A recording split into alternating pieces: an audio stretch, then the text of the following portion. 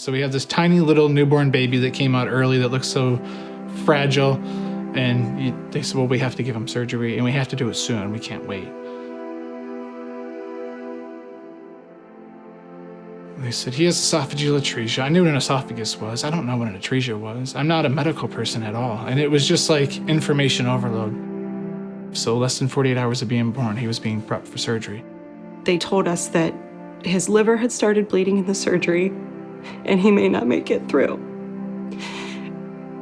That's when it all kind of became very real, that this is not just a quick repair.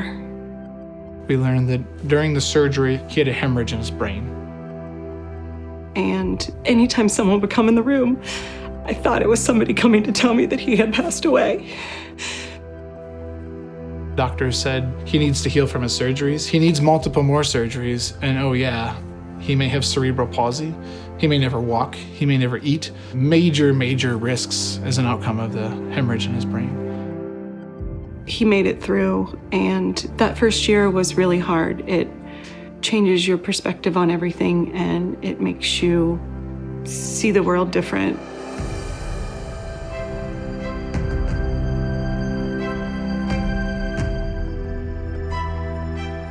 Jack has had a lot of hospital stays related to both GI infections as well as respiratory infections. He would always need IVs. He would always need some sort of intervention, and it's nearly constant.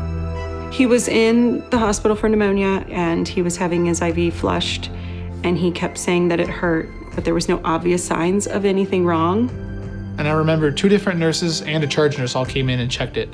And they said, you know, we flushed it, we checked it, it looks like it's okay. And then within the next, I don't know, half hour, but we looked over and sure enough, he had like a big golf ball lump underneath his skin where his IV was. And I've had a shot right here. Right here and here. It hurts. It's like poking a hole in you. I don't like IVs.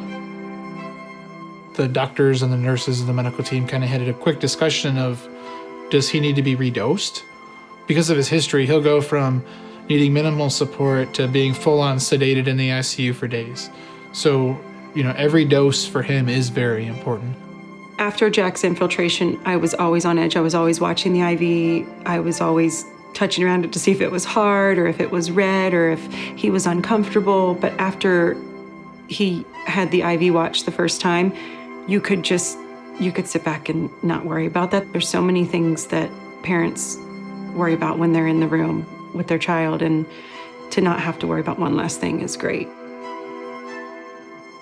If he were to come in this room right now, you wouldn't know he was as sick as he was when he was little. I mean, he beat all the odds. And we just never gave up on him. You cannot give up. You have to fight and do everything you can for your child.